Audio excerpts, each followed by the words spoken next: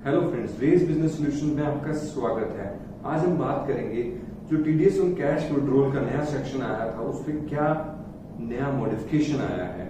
अभी हम कुछ ही टाइम पहले एक सेक्शन आया था 194N जिसमें कि अगर आप अपने बैंक अकाउंट से एक लिमिट के बाद कैश विड्रॉ करते हैं तो उस केस में आपको बैंक आपका टीडीएस डिडक्ट कर रहा था। उसमें एक नया मॉडिफिकेशन आया है, एक नया चेंज आया है, तो हम आपको कंप्लीट जानकारी देंगे कि क्या था पहला प्रोविजन, अब क्या हुआ है, उसमें क्या चेंजेस आए हैं। चलिए जानते हैं पूरा प्रोविजन कि जो कैश विड्रॉल पे टीडीएस डिडक्शन हो रहा है उसका क्या प्रोविजन और उसमें क्या नया मॉडिफिकेशन आया है। चलिए जानते हैं कंप्लीट जानकारी।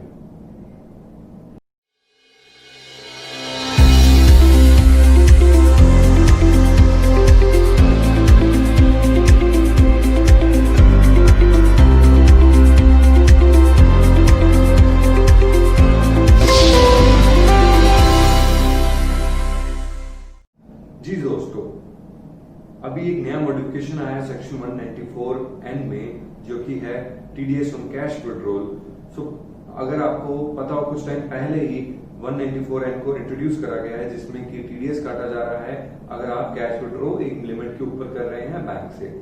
सो पहले क्या था उसको समझेंगे। सबसे पहले सेक्शन आया था 194N जिसमें कि बोला गया था कि अगर आप अपने बैंक अकाउंट से 1 करोड़ से ऊपर अगर कैश विड्रॉ करते हैं तो जितना आप उससे 1 करोड़ से ऊपर विड्रॉ करोगे तो उसके ऊपर 2% का टीडीएस बैंक्स डिडक्ट करेंगी और गवर्नमेंट को डिपॉजिट कराएंगे। तो इसमें बेसिकली सेक्शन था 1 करोड़ से ऊपर। अब इसमें आया मॉडिफिकेशन क्या है? सो मॉडिफिकेशन ये आया है कि इसको दो पार्ट्स में डिवाइड कर दिया गया है। एक तो जो रेगुलर इनकम टैक्स रिटर्न अपनी फाइल कर रहे हैं और दूसरा जो अपनी income tax return regular file नहीं कर रहे हैं।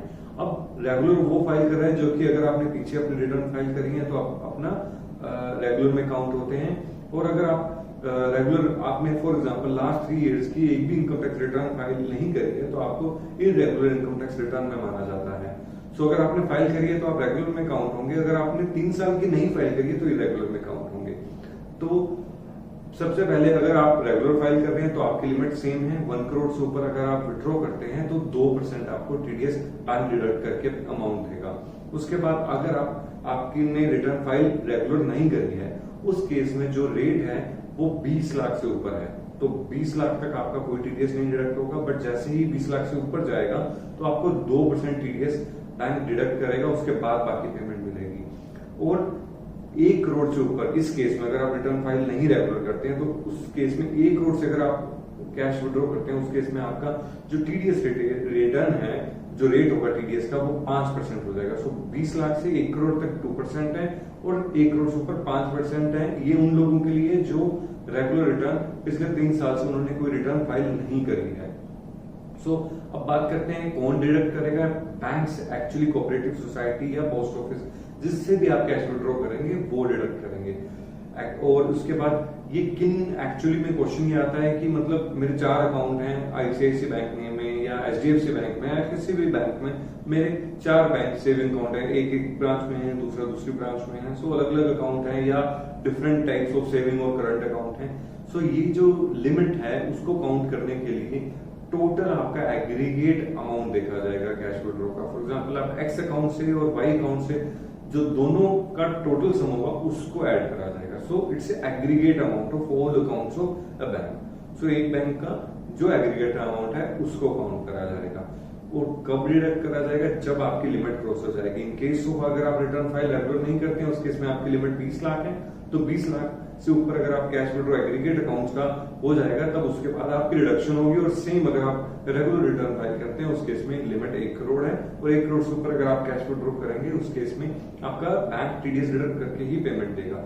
सो क्वेश्चन ये आता है क्या ये पूरे अमाउंट पे लगेगा या एक्सेस ओवर एंड अबव पे लगेगा? तो ये ओवर एंड अबव पे लगेगा। फॉर एग्जाम्पल आपने 1 करोड़ 10 लाख विड्रॉ करा तो पहले 1 करोड़ पे नहीं लगेगा। सो 10 लाख पे 2% आपको एक्चुअली में टीडीएस डिडक्ट करके बाकी पेमेंट आपको दे दी जाएगी। सो ये था कि कब लगेगा और कितना लगेगा। हम उसके बाद बात करते हैं कि किन पे एप्लीकेबल है। ये एप्लीकेबल है individual, HUF, company, LLP, partnership firm, AOP, association of person, BOI bank, body of individuals और एक्चुअली लोकल अथॉरिटी, ये सब पे एप्लीकेबल है। और किस पे नहीं लगेगा, गवर्नमेंट बॉडी पे नहीं लगेगा, बैंक्स पे नहीं लगेगा, या जो बिजनेस रिलेटेड टू बैंक्स हैं उस पे नहीं लगेगा, या जो एटीएम व्हाइट कॉलर एटीएम जो करते हैं उस पे नहीं लगेगा, या जो मनी चेंजर होते हैं जो कि हर के थ्रू लाइसेंस होते हैं उन पे नहीं लगेगा। और ये कब से एप्लीकेबल है कि 1 जुलाई 2020 से ये नया मॉडिफिकेशन एप्लीकेबल है। और उसके साथ ये जो टीडीएस डिडक्ट होगा ये आपके 26 AS में दिखेगा, जिसको आप एज इट इज क्लेम कर सकते हैं, जो कि आप नॉर्मली आपका टीडीएस क्लेम करते हैं। बट अगर ये जो अमाउंट है वो अमाउंट आपकी इनकम में नहीं काउंट किया जाएगा। मतलब I am not talking about TDS amount, I am talking about जिस पे आपका टीडीएस कटा है वो अमाउंट को कोई आपकी इनकम में नहीं काउंट किया जाएगा। बस आपका जो टीडीएस है वो आपके 26 AS में रिफ्लेक्ट कर जाएगा। सो ये था आपका कंप्लीट प्रोविजन की एग्जैक्टली क्या मॉडिफिकेशन आया है। तो आई गेस आपको कंप्लीट अंडरस्टैंडिंग हो चुकी होगी कि क्या एग्जैक्टली 194N में मॉडिफिकेशन आया है। तो आपको अब ध्यान रखना है कि आपका जो कैश विड्रॉ लिमिट है वो उसके अकॉर्डिंग ही हो, जो नहीं तो अननेसेसरी आपका टीडीएस डिडक्ट होगा। और दूसरा इसमें बेनिफिट ये भी है कि जो लोग इनकम टैक्स रिटर्न फाइल नहीं कर रहे थे उनको इनकम टैक्स रिटर्न फाइल करने लग जाएंगे। और एक मोर पॉइंट जो कि मेरा स्किप हो गया है, जिसमें कि पॉइंट ये है कि जो नहीं कर सकते हैं उसमें फार्मर्स भी इंक्लूड हैं, और फार्मर्स जो ट्रेडर्स और commission agents related to agriculture produce market committee के अंदर ऑपरेट करते हैं वो भी इसमें एक्सक्लूड करे गए हैं। तो उसमें उनको पार्ट नहीं बनाया गया है, ये पार्ट एड ऑन कराया मैंने जो कि गवर्नमेंट की नोटिफिकेशन में है। तो ये था कंप्लीट नोटिफिकेशन। इसी तरह हम आपके साथ नॉलेजेबल एंड इन्फॉर्मेशनल वीडियोस लेकर आते रहते हैं, इसलिए हमारे चैनल को subscribe and bell icon press करना मत भूलिएगा, एंड लाइक एंड शेयर जरूर करिएगा ताकि इन्फॉर्मेशन बाकी लोगों तक पहुंच सके। Wish you all the best, thank you.